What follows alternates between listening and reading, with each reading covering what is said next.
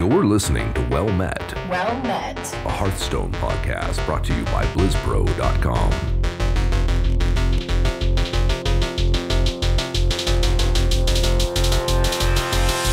Well met.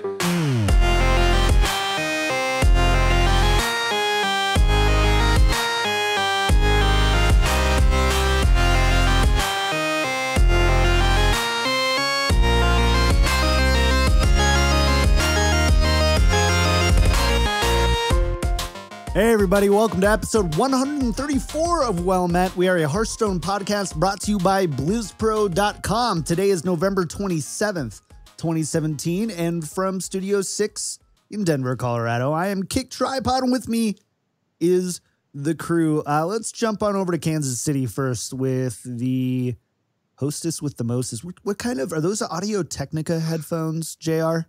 Yeah, they are. I don't remember what, I mean, these things are like 6 or 7 years old. You've had them since the beginning, man. I think I've had them for a long time. I've had them for probably, I think I bought them in 2011. So I don't even know what your ears look like, if I'm being honest with you. I think. No, I mean, that's fine because I don't know what my ears look like either because I don't look at them. You don't have a mirror? No. I don't have a phone to take pictures of myself. It's weird. You don't? No. I don't take pictures anymore. I just send animojis.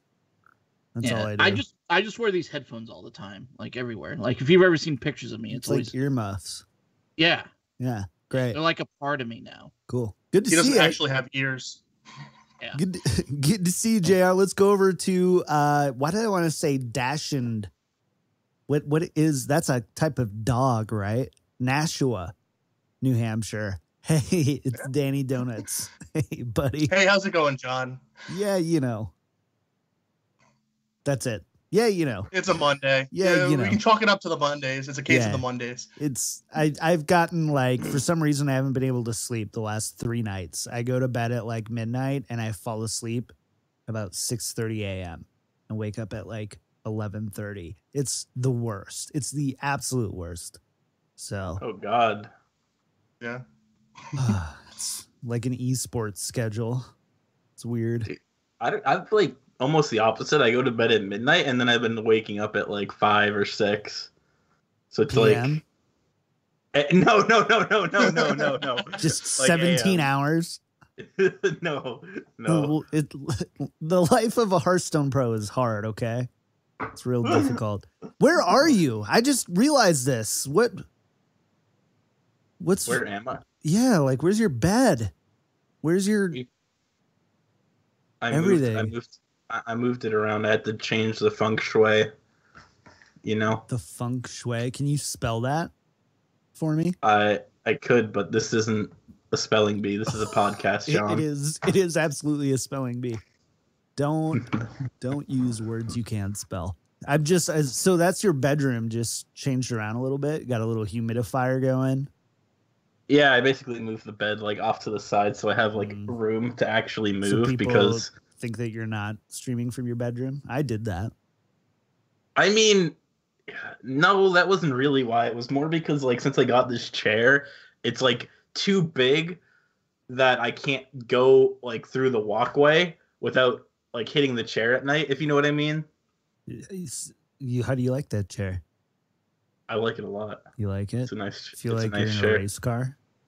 I do, but it's not actually at all. It's more like a Verta of gear. That's what I'm in. What? It's a Verta gear. I don't know, dude. I give up. Can you spell that word? He's just. Isn't that me in Spanish? I don't know. It's on all my jerseys. I can spell it. I have it right there. Oh, it's a sponsor. Hashtag not sponsored.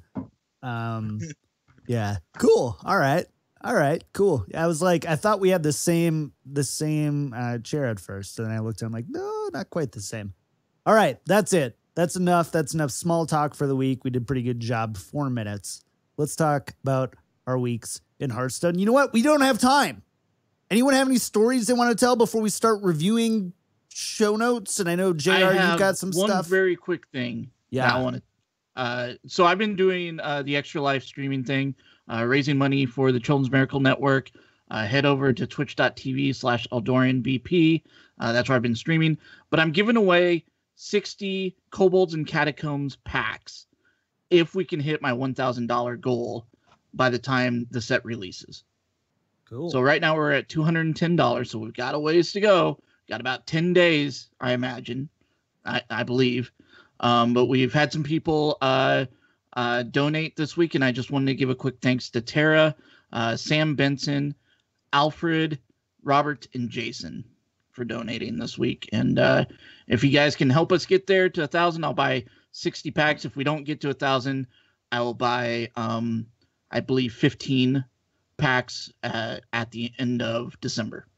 So you won't get it on release day if we don't hit our goal by release day. Tell you what, if it helps, if you get there, let's give away 2 well-met coaching sessions as well. I'll foot the bill. So sounds good. Sweet. We'll do that too. There it is. So if you want to get That's some a lot of coaching, money. it's a lot of Ray's expensive, man. Ray and Danny, like, they don't come cheap. 40 dust a show to get these guys on the show. It's not cheap at all. But yeah, so if you want to get some coaching / an hour of game time with a well-met host of your choice, which will probably end up being Ray or Danny or JR, go ahead, donate, get to that 1,000 point. Just put like well-met or something in there, or I don't know. JR will figure it out. We'll do it live. We'll do it live. That's good enough. All right. Anything else from you guys? Cool. This week in Hearthstone, Heroes of Warcraft.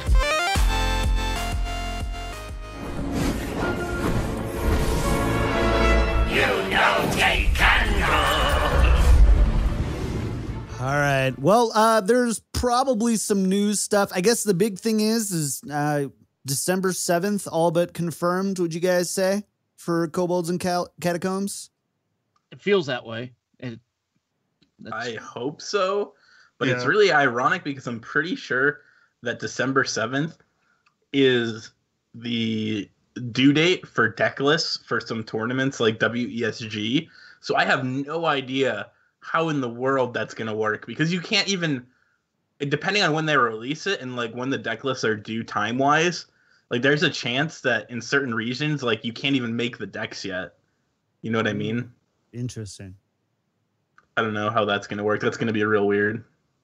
Maybe they just don't let you use any of the new ones.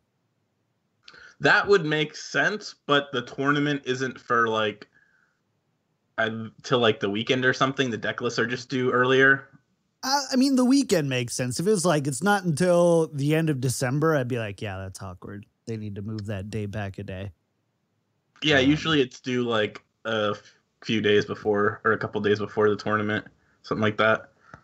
So yeah, but December 7th is on a Thursday, so if it's the weekend, that's just a day later, right? So I doubt they would have Hearthstone days. That's like 10 days. Yeah, later. and Hearthstone tournament admin days, like that can be some time. But yeah, so it looks like December 7th, maybe. Who knows? But that's the grumblings around the internet. But we've got a bunch of cards to review. And in the interest of time and what you really want to hear, let's talk about some new cards. All right.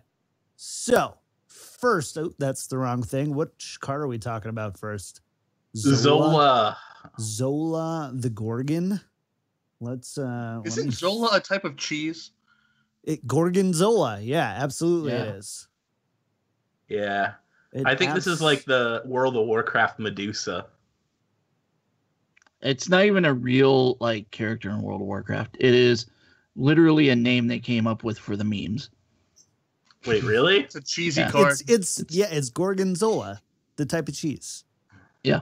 It's just because it's golden cards. So let me read it. So Zola the Gorgon is a 3-mana 2/2 neutral legendary. Reads battle cry. Choose a friendly minion. Add a golden copy of it to your hand. Oh, I get it. Cheese It's is Gorgonzola if you spell okay, it's like Oh my god. the cheese bat. Oh my god, that's genius. Oh, awkward. so awkward. Ray. Ray, the most obvious thing sometimes, man. You guys get it? It's Gorgonzola. If you take out the I mean the okay. No, if you take out the, you get it. Got it. So, anyways, yeah, it's the cheese. Anyways, there you go, free-to-play players. A nice, neutral, legendary minion. Get some gold cards in your collection, kind of. Like, obviously, this is the best card we've seen so far in the set. Right, Danny? Yeah, I like it. It's pretty cool. It's a meme card. It's probably not on the for a competitive player. It might not be the best. It actually has some niche uses, which I mean, I'm afraid that you guys might blow it out of the water, but there is some niche uses in Wild for this card, specifically Reno Mage, because Reno Mage used to use the Manic Soulcaster, where it's the 3/4. If you guys, I think it rotated out already, but it's the 3 mana 3/4 that shuffles a copy into your deck of any minion on the board, and that was run really frequently in Reno Mage. So you're going to see this most likely sneak into your Wild Reno Mage lists. Cool. Yeah, and with some of the cards that we're seeing revealed in this set, there's a potential that Quest Rogue could be making a comeback, and this might actually fit in that deck. I don't know. This card, man. I'm lactose intolerant, so I really don't want to talk about the cheese. It just makes my stomach a little nauseous. That's probably why when I look at this card, I just get that feeling. I mean, you're adding a copy of a card to your hand, which that's not a terrible effect in it of itself. It is not a bad effect by any means, and it is a value card. The problem with this card is that there are so many cards that mimic the effect that it's not unique in any way. Obviously, you get the golden copy, that's cool flavor. Whatever you want to say about that, like cheesy is fine. flavor, cheddar flavor. Oh my what god! kind of flavor of Pringle is that? Yeah. Yeah. Whatever. Yeah. Jeez. You're doing great, Ray. You're doing great. So, yeah, but this card, there's just so many effects like it that are either like, it's just not unique to me. It's just very vanilla, except for obviously golden copy. But to me, that doesn't matter. That's like, they could have not included that and it wouldn't matter to me. But obviously for people who are more casual, that's a cool effect or something like that. It adds flavor to the card. I understand that, but it's not that exciting to me. I can see uses in maybe Reno type of decks or like the Raza Priest, but honestly, Raza Priest is getting so many good cards. There is no way that this card is going to fit into that deck. Like, there's probably, I see this card will see zero play. I still think if Quest Rogue like comes back in a certain way, when the rotation hits, Mean Streets is going to rotate out, and along with it is going to be Ferryman, and this could potentially replace Ferryman in that deck. That's where I see it. Yeah, I get what you know what I love about you guys? You try to find ways to make cards work. You guys try. You're like, you know what? We're not going to be the competitive shills that immediately just, dismiss bad cards. We are going to go ahead. We're going to find a way to make this work. But I'm with Ray. I'm trying to think, like, there might be some uses for, no, I can't get it. But then again, I'm not a very good player. So I guess. I mean, there are uses for the card, but the uses are just not potent enough. Like, think of reusing this with Kazakis or whatever on turn 6. Okay, that's kind of cool, but you could just Youthful Brewmaster for 1 less mana. You don't care about the 3/3 body, you care about the battle cry. Do people play Kazakis with Youthful Brewmaster?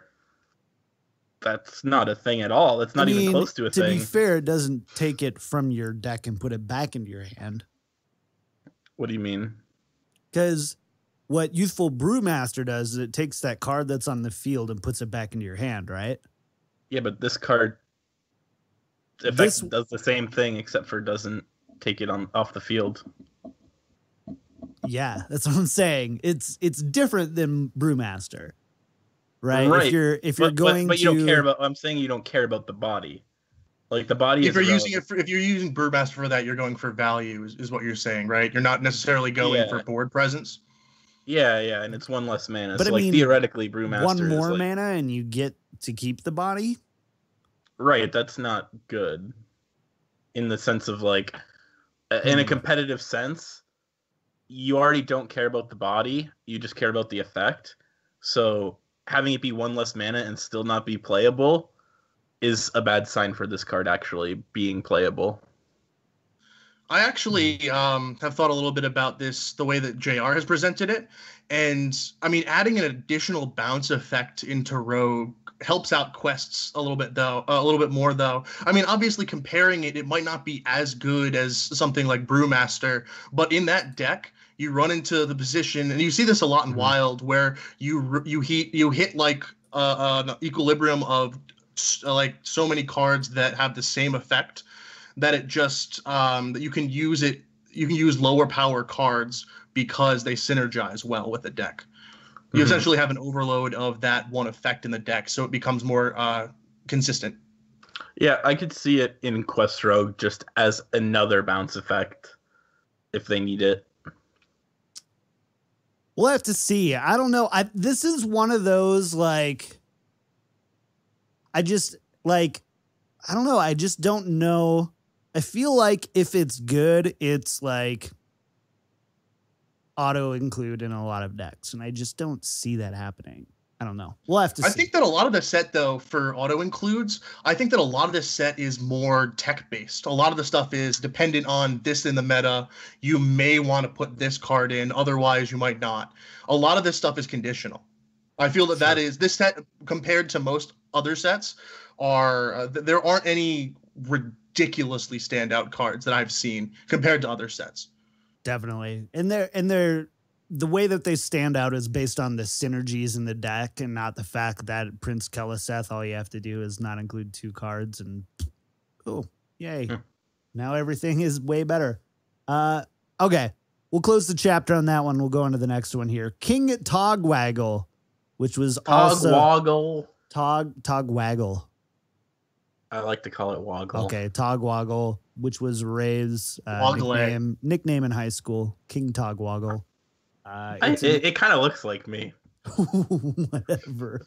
It's an 8 mana. It has more facial hair, more full beard. 8 mana 5/5 neutral legendary minion reads Battle Cry. Swap decks with your opponent. Give them a ransom spell to swap back. JR, tell me what you think about this card, man. This is the best card ever printed in existence of Hearthstone and will be in every competitive deck. I'm joking. No, this card, I love this card. It's all mirror matches in competitive anyway, right? So does it really matter? Yeah. No, I love this card from just the meme standpoint on trying to get this to work, because if it works, it's going to be hilarious to pull off. Like, making them draw cards and then playing this and they don't get the ransom card. Now they're stuck with your junky deck and you're stuck and you have their good deck. That would be pretty funny and hilarious. Just run a bad card in Togwaggle. Put Magmaragers in your deck. Yes. Okay. Yeah, just play bad cards and then pull this off somehow. And they can't get their deck back. And you're like, ha, I have your good deck. And now you suck. How have the tables turned now? And King's Ransom, just for those asking, is a 5 mana spell. So, and it swaps your deck back. Yeah, so that's how you swap it back. So, it's not like a free spell. It's also not like lose an entire turn to swap it back. It's 5 mana. My other favorite idea behind this is playing this, then getting their deck, and then playing Explore Ungoro. And making all of the cards in there discover, the 1 mana discover, and then just see if they really want to swap decks back or not. And then if they do, have Skulking Geist in your hand and just get rid of everything. Do you know what you should do with this deck to really piss off the free-to-play players is just run a deck of all legendaries. So when they get your deck, they get to play all your legendaries. And then they remember why Hearthstone is play to win. No. So King Togwaggle, it's the name is one of my favorite names out of any Hearthstone cards. I love it. I love the art.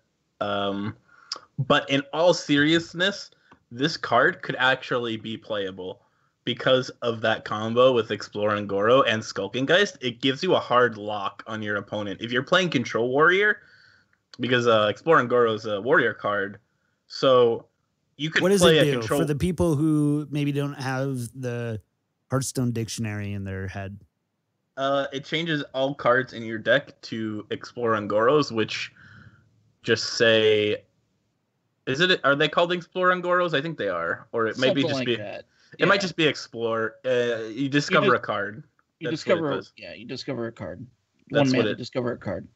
So basically, you play King Togwaggle, you explore and Goro, and now your opponent, most likely, since you're playing Control Warrior, will just have shield blocks, shields, like really awkward cards for whatever their game plan most likely is, and you're not going to give them any threats. This is your King Togwaggle is your only like big minion in the deck aside from Skulking Geist. So you have no way that when you give your opponent your deck that they can kill you because of the way that you build your deck.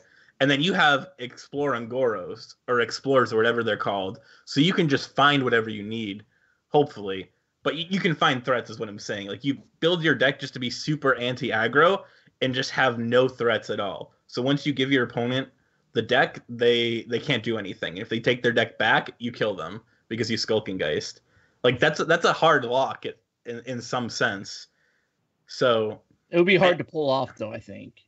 I don't think it's that unreasonable. You have to survive. So no. There's the card that we may. I don't think we're talking about it today, but there's a card that got revealed that says it's a neutral card that says when it dies, recruit. I think it's like recruit an 8-cost minion. I don't know. Like that, there could be some janky ways to get King Togwaggle in your hand more consistently. I doubt that's ever going to be a thing. You're probably just going to draw it. But think of it like N'Zoth Warrior, except a little bit jankier, but more. So basically, you just want to play Control Warrior with this and try to pull off your combo, except a bad version of Control Warrior, so your opponent doesn't beat you. I wouldn't call it a bad version. Think of N'Zoth Warrior. Like, they don't really play that many threats aside from the taunts and N'Zoth. Like, you don't have to consider... Like, I don't consider the 4/3 really a threat, like, with Death Rattle. Yeah. Either way, I want to play this. 2 mana shields. What's the spell that gives you armor for 2 mana? Bring it on. You can use that. Discount your opponent's minion, then switch decks, and you have discounted minions.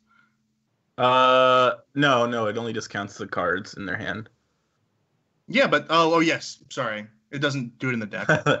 No, but like you get the idea that I'm going for. Like I think that actually has some potential, even if it's not tier 1. That I don't know. I just think that would be funny to see. But I want to see a raid. We should do a post show sometimes afterward where the well-met hosts just pilot a meme deck.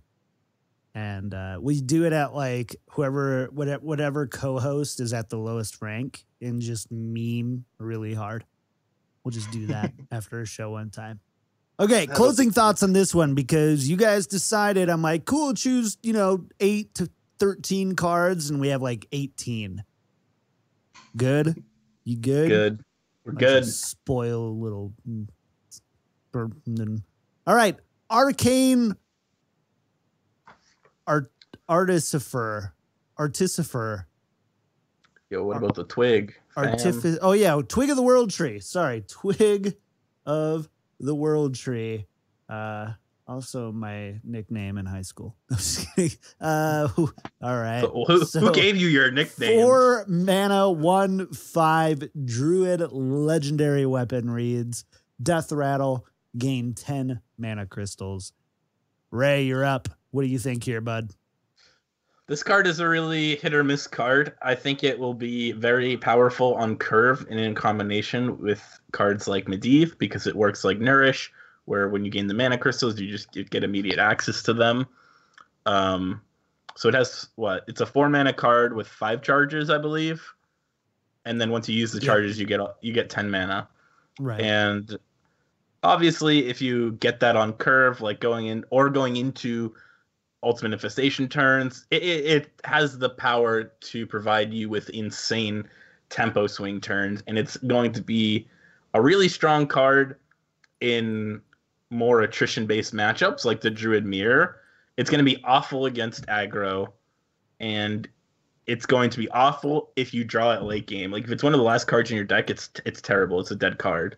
So it has like a time period where if you draw it in that time period between turn 4 and like turn 6 to 7 or even 8 maybe, it has the potential to just win you the game outright. But it's like when I first saw it in your hand, if you ever have UI in your hand and you have this, like you can just use UI and then swing and then like get another 10 extra mana.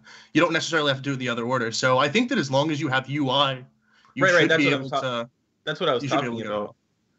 No, that's what I was talking about. Like, but imagine if you draw this card off of a UI, you're never using it. It's a dead card. So it's like, and you're not ever gonna mulligan for it. It's not good in the early game. So you want wild growth. So it's like one of those cards where it might see play, but it's really hard to determine. You kind of have to be able to afford. You have to be able to make a really good deck at 29 that isn't reliant on that. Like you could probably do something like Big Druid, right? Run this in Big Druid, and if you get it, it's like a guaranteed win. And if you don't get it, you're still running Big Druid. Sort of. I wouldn't call it a guaranteed win if you get it off, but it definitely. I mean, there's no such thing as a guaranteed win, but you know what I'm saying, right? It's like if you draw it in the right set of circumstances, which is probably a good, if I were guessing, probably a good like 30 to 35% of the time, right? You, depending on what you can mulligan for, I guess. Like if you got that, then great. If you get it after, sure, it's basically a dead card, but at the same time, can you make a good competitive deck for 29 cards? I think it's one of those cards that you're just gonna have to play with and see if it's worth the spot. And if you draw it enough of the time late game that it just feels kind of sour, it's like Kuhn to me, but like less versatile, like Kuhn, and more explosive. Game, at least you get a 7/7 on the board. Yeah, and you can gain 10 mana, or not 10 armor. Mana. 10 armor is what I meant. Yeah, so Kuhn is way better if you get him late game than this. But this this card can give you some crazy swings in the game. Like Ray said, if you get it at just the right time, and so you have that small gap in the game where this card is potentially going to win you the game, or you're just going to get a dead draw. It's very extreme. Okay. Yeah. All right. First thing that I saw with this card is that you don't necessarily have to swing 5 times with it, though. If you get something like in Standard, you play Medivh, or in Wild, you have Blingtron, which you can actually play, which is an interesting one. You play Twig of the World Tree directly into turn 5 Blingtron, and you have 10 automatically. So back-to-back and that turns. 10 mana stays for good. It's like Nourish. Exactly. You get it. I'm looking up something. Is there a card that triggers all your death rattles that doesn't say minion? It's all minion. Okay, never mind. I'm like, I wonder if there's something there where it's like trigger all your death rattles, where that would be pretty cool. But obviously I think it would also be broken. So all right, card number 3.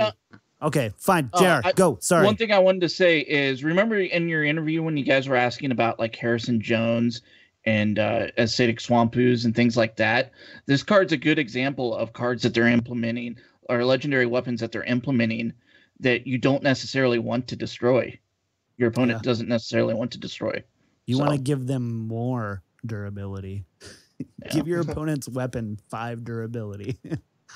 There you go. That's true. Yeah. Okay, let's go on to the next one. Arcane Artificer. It's a 1 mana, 1/2 common mage elemental minion. Reads, whenever you cast a spell, gain armor equal to its attack. It's my turn. I like this card a lot, and we had a pretty good discussion on it in our Discord, discord.me/wellmet podcast, by the way. If you guys want to come hang out, it's a good time. And yeah, I really like it. I think that it's really good as like an anti-aggro card, because I think it basically has taunt, because from that point on, if you let that thing go, I mean, you've got Frostbolt, you've got Arcane Intellect, you've got so many ways to stall out as mage, even that I'm just like, ooh, I think that this is going to make people feel like they need to attack that card. I like this card. The question is the meta appropriate for it? And I don't think that there's any decks that I can see now or in the future that are going to utilize this right away. So I'm not really sure. It is an elemental though, so elemental mage maybe will become a thing. But I like it. I like the card, okay? Fine. Let me like a card, okay? Danny, just let me like the card. Oh, I like the card myself. Okay. I think that it's interesting that Blizzard, a little bit more of the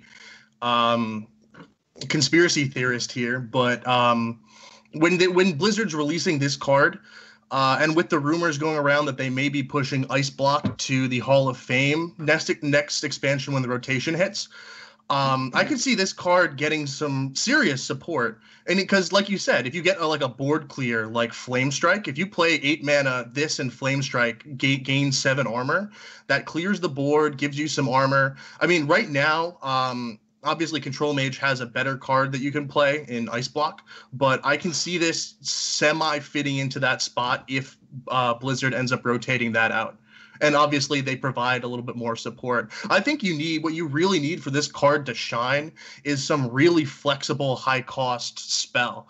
Like you know how we have branching paths in Druid that can do a bunch of things? If they had something similar in Mage, this card could be incredibly broken. I was really meh about this card when it was first announced. And I talked to you guys, and we had a discussion. Argument. And I'm a little more. We called each other names. Made fun of their family members. Yeah, I made John cry. We basically called each other names until JR changed his mind, because that's how good debate works. Is the more offensive you can get with your arguments, the more likely it is that that person is going to change their idea. And that's exactly what we did for JR. Yeah, no, that's completely true. I don't think that's how that works at all. It's not at all. That is sarcasm, okay? Yeah, but no, but I got to think, like, I disagree a little bit with Danny, though, that I don't think you need a high-cost card. And that's the way I was thinking originally. It's like, what high-cost cards are you going to play with this? Because you can play this with Frostbolt and Fireball and, gain 6 armor right there. And it'd still be a decent gain. But I see this I don't see this slotting in an existing deck. I do see it slotting if Elemental Mage ever becomes a thing. I also see, like, the more I think about it, the more I think Kazakus Mage is going to end up being a pretty good deck, and I think this fits right into that. Sure. Makes sense. I wonder if it'd ever work in like a Freeze Mage. Just because you run so many different spells, like, I was thinking that too. At the same time, even if you're a little bit more of like a tempo mage thing, like, what else do you run? You run the 1 mana 1/3 that I can never remember. The Mana Worm. Mana Worm. Thank you. Yeah. I wanted to say do you really want to gain armor in that tempo? No. I don't think you want to gain armor in I Tempo mean, Mage. I don't think it hurts to have a 1-mana 1/2 elemental. I mean, that's a card that's no longer a card in your hand that could be anything else. I think that it only works if, for what whatever else do you reason, play on turn 1 in Mage? Besides I Mana Ward? I would rather play nothing. Right you now. play Babbling Book which I and agree you play the Mana Worm. I was actually looking at a Tempo Mage list earlier this week, and like there's surprisingly few 1-drops for Mage. Like those are the only 2 you can play, even in Wild. The main reason why that wouldn't be a good thing is because in Tempo Mage, generally Tempo Mages are secret mages, and secret mages need combinations of cards to be really, really strong. Like turn 3, you want to have Kirin Tor Mage, and you want to be developing a secret. You need like these combinations of cards, so you don't want to really just have a card that doesn't have a specific purpose in your deck. And this being an elemental means that there could be an elemental control deck that does end up utilizing this card because it is 1 mana, so you can combo it with cards like Blizzard. I mean, you can just play it as an elemental activator, and then if they don't kill it, you get a lot of value from the armor gain. I could see that happening, but like Danny said, if Ice Block does end up getting rotated, then this will be one of the main sources of armor gain. But with Ice Block in the metagame, it feels like this card's a little bit too weak right now. Ice Barrier? Ice Block? No, Ice Block. Ice Block doesn't give you armor, though. No, right. But it gives you longevity. It gives you extra It lets turn. you live longer. Yeah. I see what you're saying. I'm like, you don't gain armor. Okay. Like, control decks would go away from playing Arcanologist plus Ice Block to effectively live longer, and they would move towards, like, Elementals plus Arcane Artificer and Jaina to gain health. Mm-hmm. I don't know. Guess we'll see. Guess we'll see where this guy ends up. Let's talk about this next card. Explosive Runes. 3 mana rare mage secret reads, Secret. When your opponent plays a minion, deals 6 damage to it. Deal all remaining damage to your opponent. So this is something pretty new, right, Ray? Yeah, so this is actually exactly what I was talking about when I was talking about how you want to go into Kirin Tor Mage plus a secret. This is actually the secret I want to be developing right now.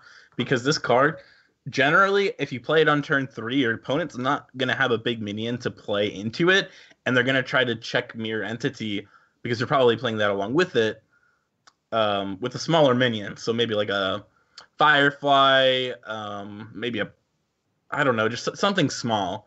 And then that's going to die, and then your opponent's going to take 4 to the face. I feel like when a secret can deal damage to your opponent's face, and as much as like 4 to 5 damage, maybe even just clearing a threat, like a 5 mana minion or something, like that seems really strong to me.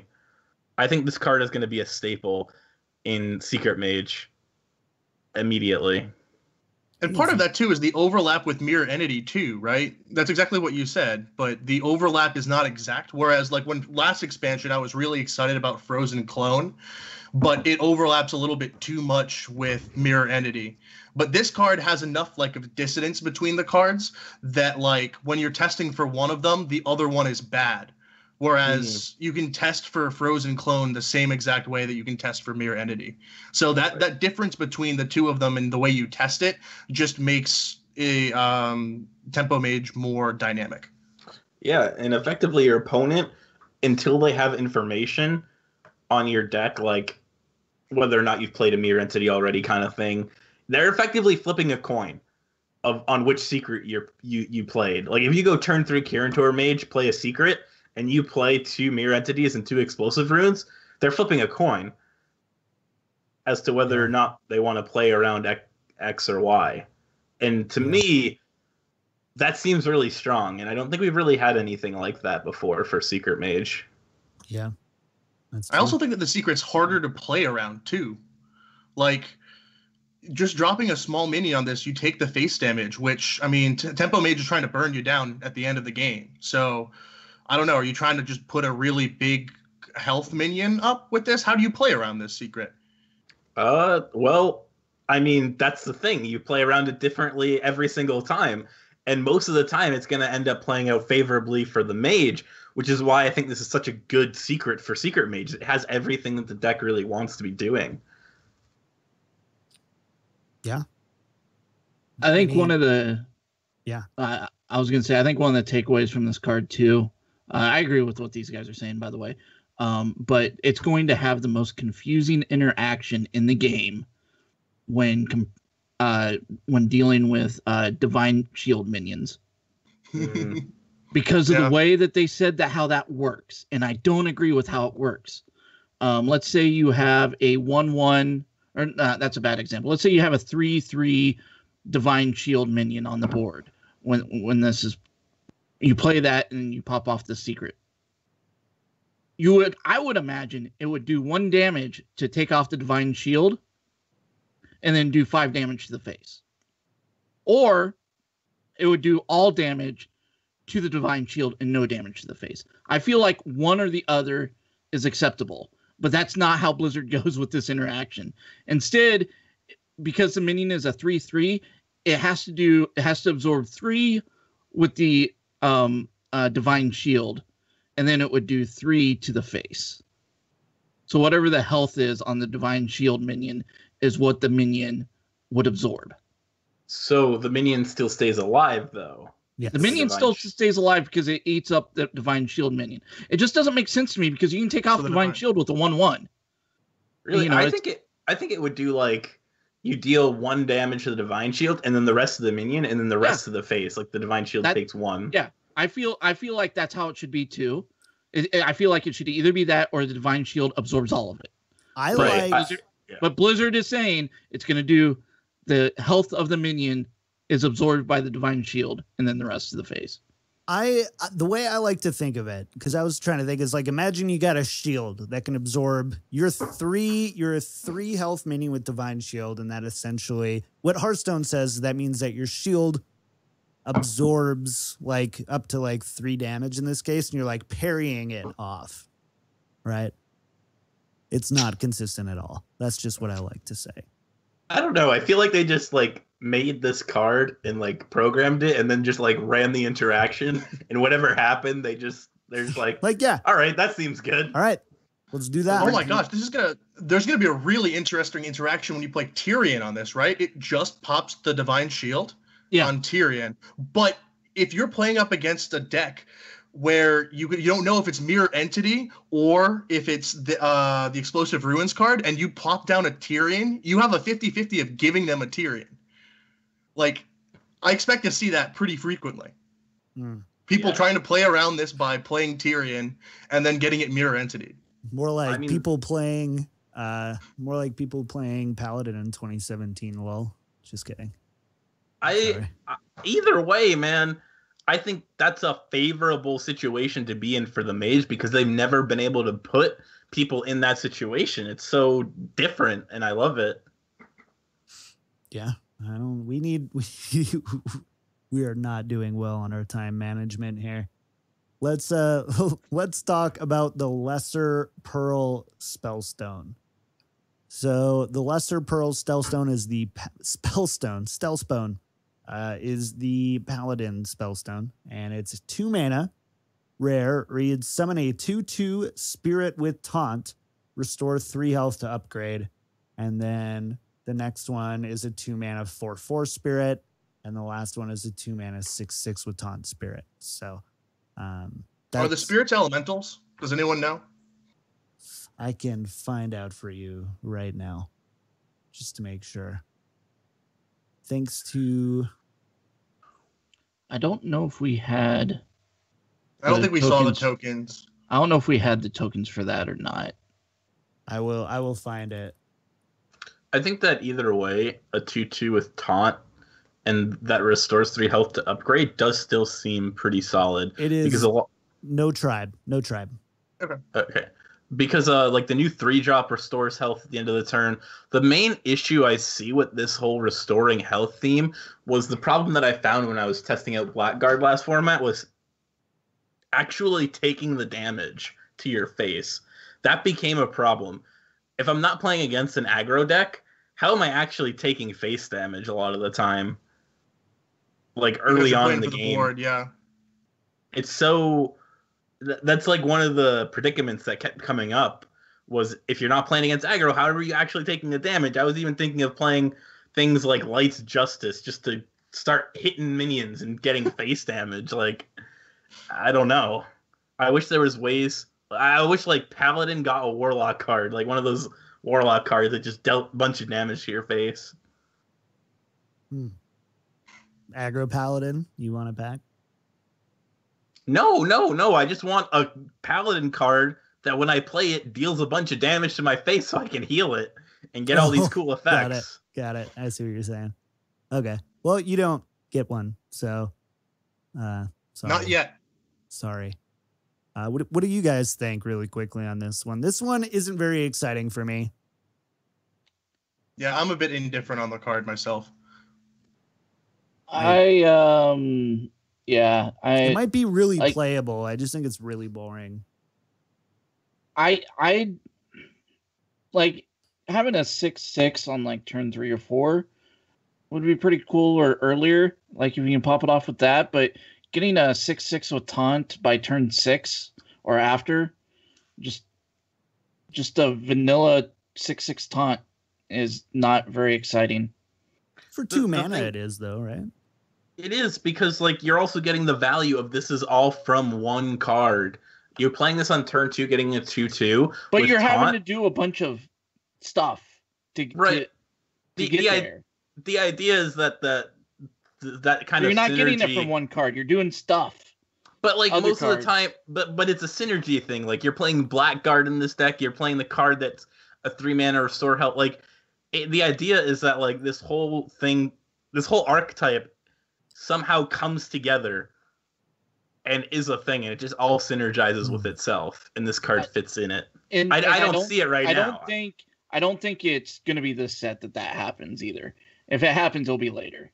I don't see it right now. With the cards that we have right now, it's not going to be a thing, but I'm saying like if it is a thing, it's going to be that's going to be the theme of the deck, is going to be to restore health, and when you restore health, cool things happen. Yeah, that's cool. All right. Lesser Pearl Spellstone. That's a card. Let's talk about Temperous. Temperous, right? That's the next one? Yeah. Yep. Yeah. 7 mana, 6/6 Priest, Legendary Dragon reads, Battle Cry, your opponent takes 2 turns, then you take 2 turns. Whoa. So... It's a dragon. It makes Netherspite Historian worse. Unless you're playing a deck around the card, then it makes it better. What deck are you playing around this card, man? A super meme deck. It's not just a meme deck, it's a super meme deck. A meme deck.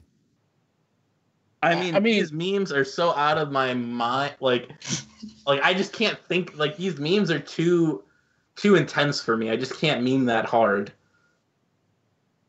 Like, thinking about how to make this card playable is going to be unhealthy for my mental health. So I won't do it. I'm gonna sit this card out. I wonder if there's any OTK implications here with Priest that there is, that you can't do with 10 mana that you can do with 20 mana. You can do a lot of things with 20 mana that you can't do with 10. But the issue is about double. The issue is staying. Yeah, well, of course. But the issue is surviving the opponent's 2 turns, right? So when you're playing this card, if you're trying to make it work, you need to go and set the board state up where you can not die from 2 turns out, which is pretty difficult to do because your opponent will just develop a lot and then use their burn spells, and you will most likely die in 2 turns if you give them the mage quest for free. Yeah. You have to have 2-turn lethal, and you have to hope that they don't, or some ways to stop that with twice the amount of mana. Yeah, it's one of those things where 2 turns is a very powerful effect. The problem is you're giving it to you're allowing your opponent to do it first, and that's where it's just like, this probably isn't going to work, because if you play this, you're telling your opponent, I have lethal in 2 turns. come at me, bro. Yeah. And they will. I got it. You play King Togwoggle. You swap decks with your opponent. He plays this card, then you kill him for 2. With his deck. You kill him in 2 turns with his deck because he has to play this card. There we go. There we go. No, that's all I can discuss about this card. Is it's a fantastic meme. It's a fantastic meme. It's really cool that the Hearthstone platform can do something like this. I will not play it. Will not play it. Let's talk about we're doing Felderai Strider, right? That's a rogue card. 4 mana 4/4 epic rogue card reads Battlecry shuffle 3 ambushes into your deck. When drawn, summon a 4/4 spider. A little bit more information. Ambush does not cost any mana and casts automatically when it's drawn, so they don't trigger things like Auctioneer and Pyromancer. Okay. JR, this was your card, right? Yeah, absolutely. Okay, let's talk about it. It's going to fit right into Miracle Rogue. Like, this card is awesome. Like 4 mana, basically you get 4 mana 16, 4 mana 16/16. No longer 4 mana 7/7. You get 4 mana 16/16. Because if you can pop this with Miracle Rogue, and as you're just doing your thing as Miracle Rogue, you're getting more dudes on the board eventually. Like, because you're going through your deck quick. And that seems really good. In some ways, it's almost like better that they're random too, because if you just got them all at once, then a board clear would be really potent against it. But since you get them randomly, sometimes staggering out the 4/4s that you're going to get when you're drawing through your deck makes it a lot more difficult for your opponent to deal with. And you have the ability to play cards like Shadow Step as well. So you could even get multiple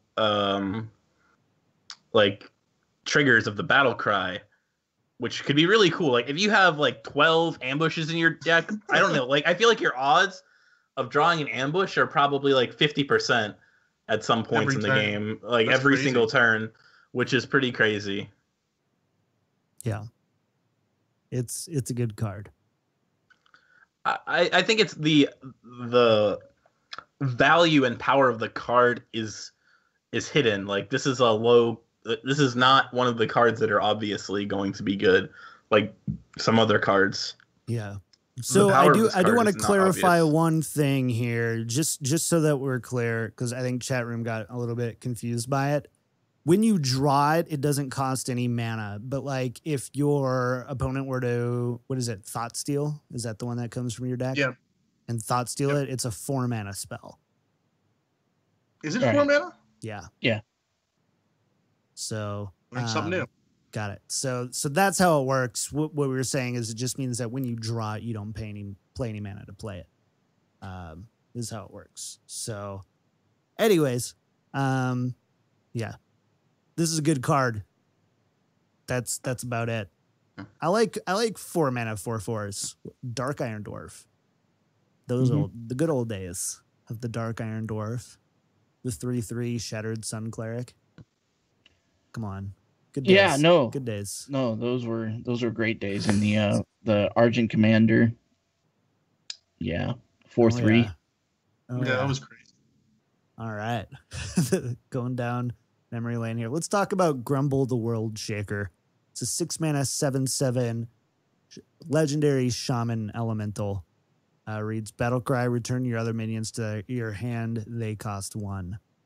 Danny, what do you think here? You look kind of excited. Oh, I'm really excited for this card. This is like what Shaman needs for like a mid-range deck to be good. When you play this card, just getting a Battle Cry, a lot of the minions that Shaman plays that are high cost are Battle Cry minions. So being able to get Battle Cries off like Blaze Caller in like an elemental style deck, like being able to get that Battle Cry for 1 mana and having this be an elemental is great because you get to use the Blaze Caller and then you play this card the next turn and then you get the Blaze Caller again for 1 mana. Like the amount of value you can get from this card is spectacular. Yeah, and to add on to Danny's point, I don't even think that you need to wait till you get cards like Blaze Color. Like, if you have a board of decently good Battlecry minions, like the 2/4 that heals you, that elemental, what is it called? Hot Spring Guardian. Hot Spring Guardian, and the Turtle, Stonehill Defender, like all these cards. If you just play this on curve, this is a 6-mana 7/7. So those are good stats. And before you even play it, you can also trade in your minions. So it's like you trade in your minions to get them to low health, and then you bounce them back to your hand, effectively healing them, and then you get the insane battle cries again. This card, if there is going to be a mid-range shaman deck, this card's going to be very good in it. Cool. I like it. I do like it. Let's do you disagree, JR? No, they made good points. My only concern with this is depending on the deck that you're playing, of course. If you play with insane battle cries, yeah, it's gonna work pretty well. But yeah, I just feel like you'd lose tempo, like a lot of tempo with this, depending on what you're doing. So, because bouncing all your minions back, yeah, you get to play them again next turn, but or that I don't turn. know. Could play 4 minions on turn 10. Yeah, if you play turn 10, I think it's a lot better in that regard. The thing is, though, is if you're playing a deck like Elementals and you are ahead on tempo to the point where you don't want to play this card, you're probably winning the game anyways. Right. Interesting. We'll have to see on this one. This one's a question mark for me. Like, it's obviously a really powerful battle cry. Question is if it's a good battle cry. That's pretty much how I feel. Let's talk about one of the more kind of I don't know if it's why this card is exciting to me, but it's the Void Lord. It's the 9-mana 3/9 epic warlock demon. Reads Taunt.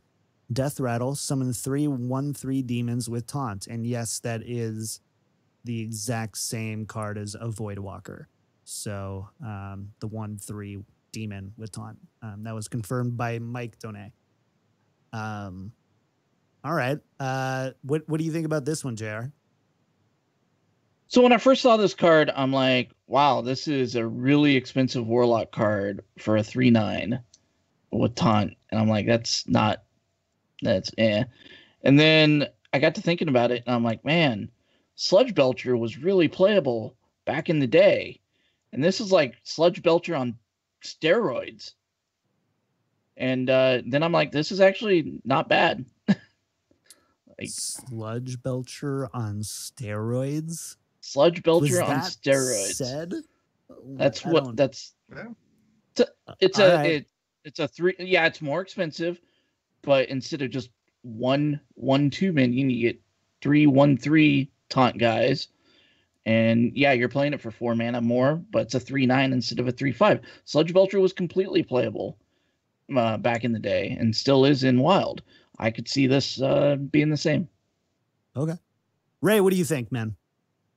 This card is either going to be very good or it's just not going to see play at all. I'm leaning towards the fact that it's going to be very good for this card alone plus Abyssal Enforcer is all you need to make Gul'dan playable in a Control Warlock deck, because this card, when you play Gul'dan, it's going to summon the 3/9 and as a taunt, but it's also going to summon the 1/3s. So this is like a mini army for Gul'dan on its own, which is really cool. And then on top of that, you have Abyssal Enforcers. And then all the other demons you play, I feel like are subpar, and you just play them because you want Gul'dan to be more potent in the late game. Like Despicable Dreadlord and stuff like that. It's like a pretty decent card, but I feel like you can cut that stuff if you play Void Lord and have Gul'dan be just as good. The issue with that is that the 1/3s do dilute Gul'dan's pool. That is one of the things that I find really interesting about this card, that I think that you really don't want to play this with many other demons, because you're not going to be able to get this body back again off of Gul'dan. It's a 1 in 4 as opposed to the other 3 1/3s that are being spawned. So I think that you're probably going to want to make your deck only run a specific amount of demons. I mean, this is definitely the card is an anti-aggro master, similar to Priest's Obsidian statue. This is going to be like a hard stop to aggro. But I think that you're going to definitely have to build your deck differently than the current control warlocks have for like the demons that you play in there. Because if you end up getting a board back with just the 1/3 demons against like a control match, it might not. I mean, it's the 1/3s can typically be dealt with relatively easily. So I think this is a little bit more of a deck builder's to utilize this card to its full potential. You're going to have to build your deck a little bit differently than normal. Mm-hmm.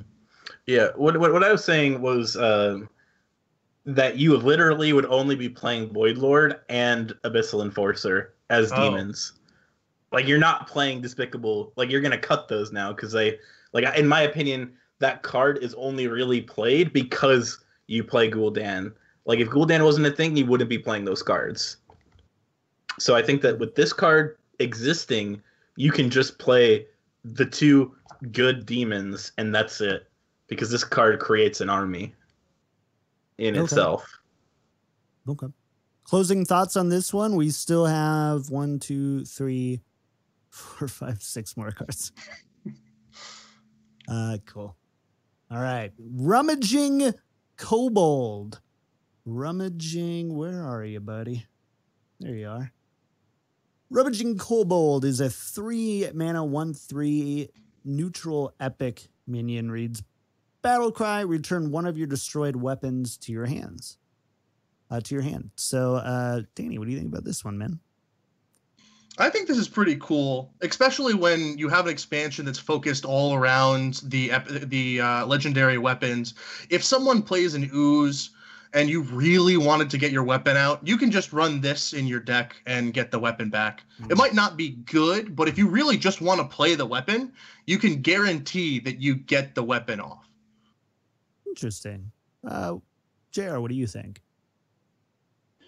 Yeah, it feels like a tech card to me. On if you're playing a deck that's playing with one of the legendary weapons, and yeah, it feels like this is one of those cards that exists in order to tech in if the meta is moving towards weapon removal, and then you get to play this as a counter to that.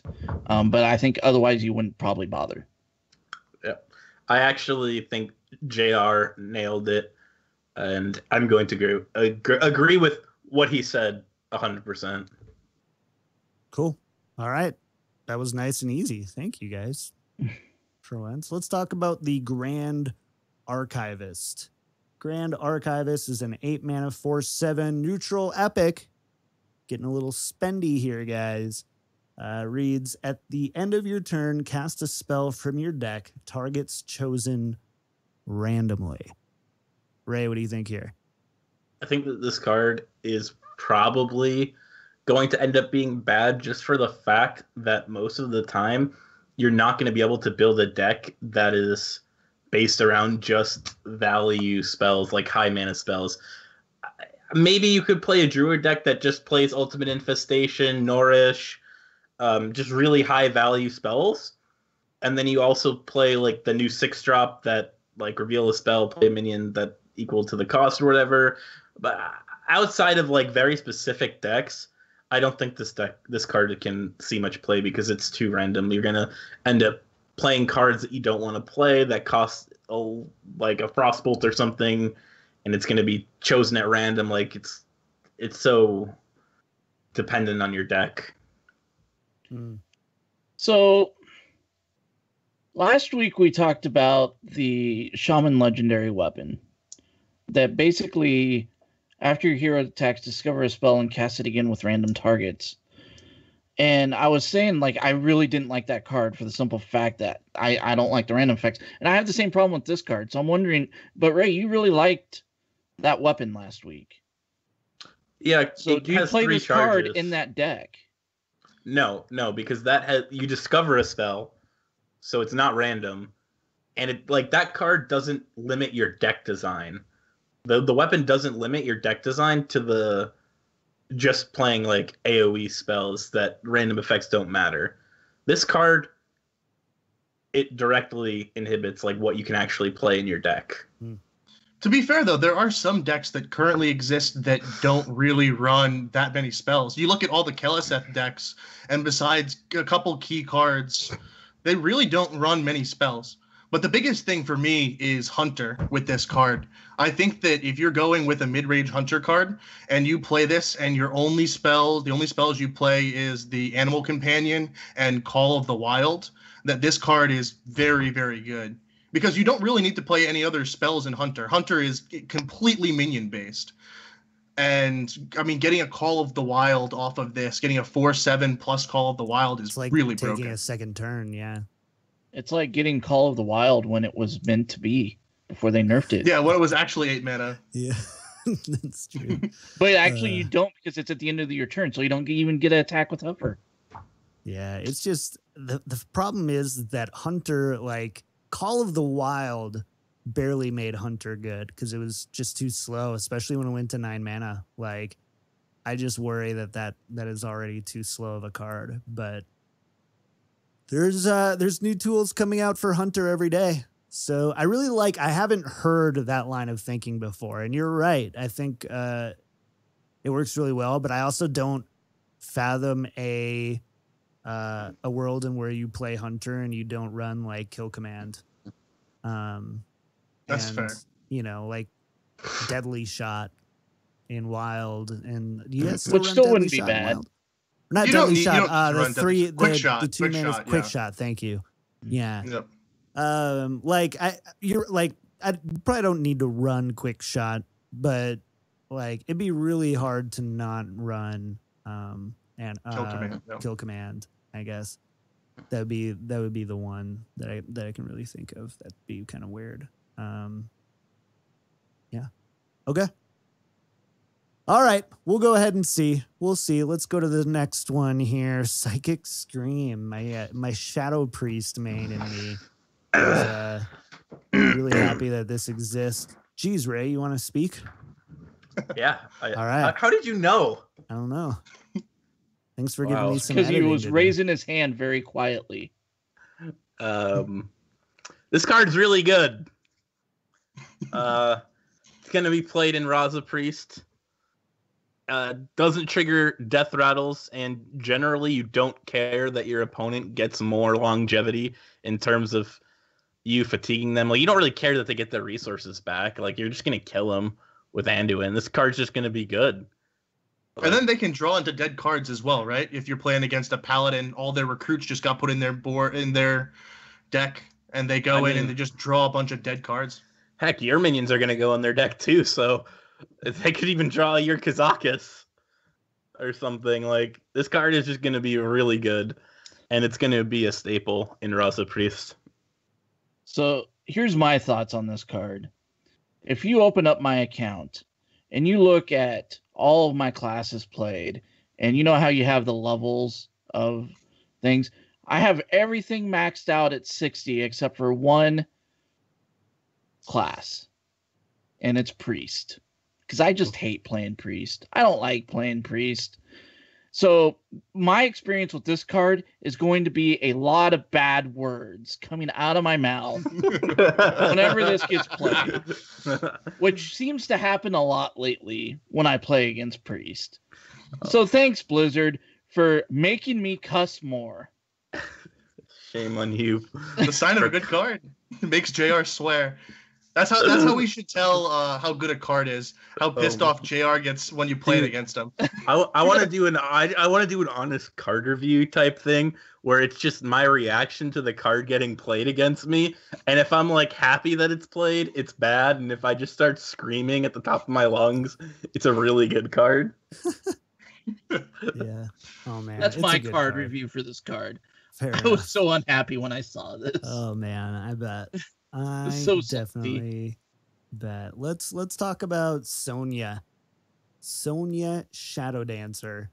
She is a 3 mana. Where is my thing? There it is. 3 mana, 2/2 rogue legendary. Reads, after a friendly minion dies, add a 1/1 copy of it to your hand. It costs 1. Okay. Take me through this one. One of you, either one. I'm not even gonna say. Sure, I'll take it. I really like this card because it adds a little bit of a niche use to Quest Rogue. You make Quest Rogue a control-y style deck, and then until you've assembled Sonya and one of the charger minions, a charger minion. So you play Sonya, then you play your patches or you play your Stone Tusk Boar, you charge your Boar into a bunch of other things, and you get your quest off in 1 turn. Yep.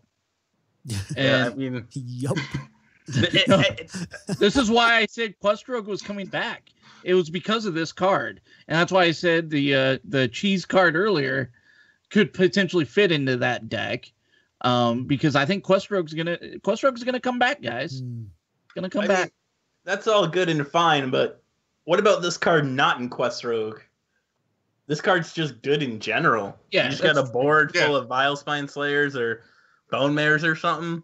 Just think about that. You have a Bone Mare on the board on turn 7. Like, you Bone Mare something. They obviously rarely kill the Bone Mare. They usually end up killing what's taunted. Now on turn 8, you play Sonya. You trade in your Bone Mare. You got a 1/1 Bone Mare. You play the 1/1 Bone Mare. You buff up some other thing. You backstab your Bone Mare. Get another 1/1 Bone Mare. Play it again. Like, just buff up your thing again. Like, this card is just going to be good. Just overall. Kill those Bone Mares and get more Bone Mares. Or, Good like, old Vile Bone Spine Mare Slayer, rogue. everything. Like, literally everything. Like, Vile Spine Slayer, like, anything. This card's just good. This card is just very good. This card And makes me and happy wildly that they concealed, nerfed Concealed. Yeah, that's exactly what I was thinking. Yeah. We have Conceal and Wild, so like this is going to cause Rogue is going to be so much more powerful. Yeah. It's a pretty good card, I think, overall. Okay, here we go. We got 2 more. We can do this. Cataclysm. Ooh, Cataclysm. Where's my cards? There they are. Cataclysm is an 4 mana warlock epic spell. Reads, destroy all minions. Discard your hand. Quest Warlock. They're really trying to push it, man. Yeah, this is a card that they're like, hey, guys, nobody plays Quest Warlock because that has just been awful. And the whole discard mechanic just hasn't been working. We really want people to play Quest Warlock. Let's make a card that makes Quest Warlock viable.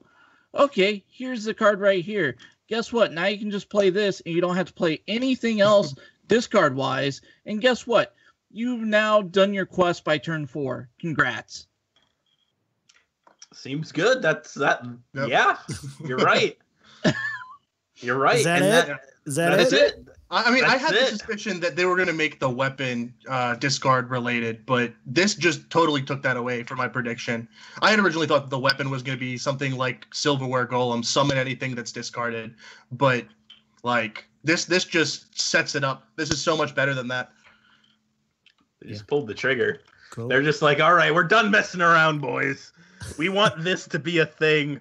Yeah. We're Like, you can just play this in basically a zoo Quest Warlock deck, and then just sit there and get little minions back, with your hero power. I mean, you can do a lot of things with this, but either way, it's a sign that they want Quest Warlock to be played. Mm-hmm. Yeah. They're done messing around. They're done Right. messing around. All It's right, last time. one. Kobold Librarian. 1 mana, 2/1 common warlock minion. Reads Battlecry, draw a card, free warlock hero power. Battlecry, free warlock hero power. So Novice Engineer was Kind of. Yes, basically. But Novice Engineer was a 1/2 that got nerfed to a 1/1 at 2 mana. In my opinion, dealing damage to your hero is either irrelevant or, in some cases, is going to help you with like the new Spellstone. This card's insane. I think this is the best card that they've probably ever printed for Warlock. It's very simple, right? Like it's not difficult to immediately just see that it's a good card. It's a Naxxramas card. You don't have to do a lot of theory crafting. You don't have to do a lot. It's just a good value card. What I like about it is turn 1, you don't have to use your hero. You don't like turn 1 is the only time you can't use your hero power and take 2 damage and draw a card. Now that is no longer the case. Now you can do it and also get a 2/1 on the board. Or you can do it twice in a turn. Get 2 draws. Play 2 of them in turn 2. Turn 3. And get 2/1s on the board. And I mean that's basically what this says is play 1 mana and hero power and get a 2/1 on the board. So what this card is, that's very powerful. It is. I do like how it's a 2/1 stat line though, because a lot of the 1-cost minions are 1/3s, so it dies to a trade to most other 1-drops. So one of the big things that Blizzard always has issues with is printing 1-drops in Warlock because of the hero power, and this 1-drop at least you can't really snowboard the board. Snowboard the board. Snowboard the board. Snowball the board. Wow. Snowboard. I was just like, should I? No, I'll leave it. It's snowball. Sorry, I couldn't let it go. It's a good one. It's a good card. I appreciate you calling it out. It was bothering me too, JR. All right. Any remaining thoughts on the cards we reviewed? We did a lot this week. I am very excited about this set because it seems like every day they're revealing another card that is like exciting and almost meta defining. And I feel like this is the first, like major set that I feel like we're really have been getting that. Like there's been over half the set has been revealed, or not over half, almost half the set has been revealed. And I've been excited for a lot of cards. Yeah, like this is one of the first sets where like the majority of the cards we're getting are playable. They did that with the adventures, which was really nice. That's why adventures were always really nice, because they always changed the metagame most of the time when they were released, because every card seemed like it was playable. But with the expansions, like what last expansion gave us, what, like 20 playable cards or something? I don't know. It feels like maybe even less. Like Gunther Mage is still a thing, and that plays literally 0 Lich King cards or Knights of the Frozen Throne cards. Like this set is just feels like it's going to be so much more impactful than previous sets. Yeah. There's a lot of really powerful cards, but require certain deck archetypes to exist. So hopefully we end up seeing more deck archetypes there, which means that we see more just decks in total on the ladder, and then hopefully people don't feel like it's playing the same 3 or 4 top tier decks all the time. So yeah, it feels like they're definitely forcing their hand, and I like that. Definitely do. I agree. All right, let's go ahead and get out of here. Thank you guys for joining us for episode 134 of Well Met. We really appreciate it. Hope you enjoyed it. We've got a few things here. First, we do want to thank our Well Met legends, TheRealBen and Correl. Thank you so much. If you like the show, want to support, head on over to patreon.com/wellmetpodcast. Find out how you can get involved. If you are thinking about supporting the show and you're not necessarily wanting to do it month to month, go to JR's Extra Life thing. And you can still get some coaching and get some really cool stuff there as well. But you could always be a patron of the show too, whatever you want to do. But yeah, thank you so much to all of our patrons and our Well Met legends, TheRealBen and Correl. We also love your iTunes reviews. If you like the show, one of the best ways to support, go to iTunes, leave a 5-star review, and we'll mispronounce your name on the show. No new ones this week, but thank you for continuing to review us and make us one of the most reviewed Hearthstone podcasts on iTunes. We really appreciate it. All right, let's go ahead and get out of here. Danny, shout outs for the week, and where can people find you? Sure. No shout outs this week, but you can find me at DannyDonuts_HS on Twitter and DannyDonuts45 on Twitch. Cool. Ray, what's up? You can find me on Twitter at PG_RayC and on Twitch at twitch.tv/RayC591. I have been streaming a lot more, so be sure to check it out. Once the new set drops, I'm going to go hard. Cool. And JR, what about you, man? Yeah, I want to give a shout out to Sam Benson, our innkeeper of Fireside Gatherings. We had a Fireside Gathering last night here in Kansas City again, and he came up with a real-life dungeon run where he printed off a bunch of these cards that we've been talking about that are in the next set and put them on the monsters that we're going to see in the dungeon run. And we actually got to play it out with real-life cards. And it was a lot of fun last night. We played it at a place called Pawn and Pint, which is a board game pub. And they had served drinks and stuff, and they had all these board games you could play and go. It was a really cool venue, and it had a lot of fun. But anyway, I wanted to give a shout out to him because he always puts on great events. And where you can find me, twitch.tv/Eldorian BP. If you want to go and donate to Extra Life, you can find the information on there. And also on Twitter at Eldorian. I have a quick question for Danny. So DannyDonuts 45, what happened through 1 through 44? I ate them all. Okay. Unbelievable. What happened to the other 590 RayCs? I already know that. Same answer. I already knew that.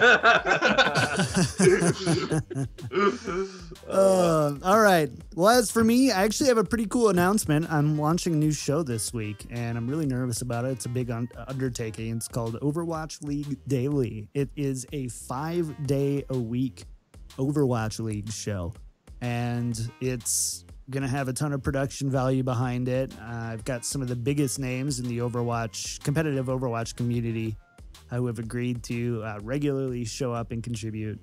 And that is going to debut Wednesday morning.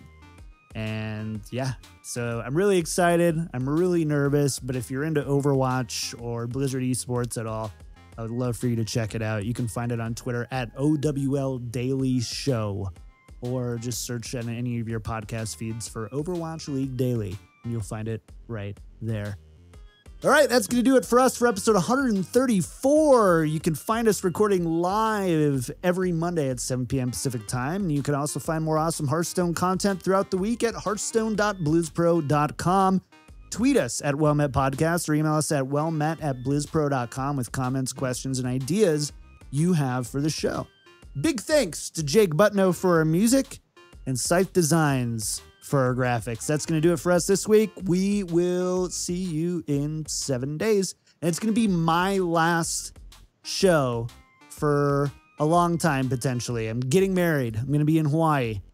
And I don't know if and how I'm going to be on this show. I might come on as like a guest, let one of the other guys host it or something. We'll have to see. But anyways, thank you guys. See you next week. Bye.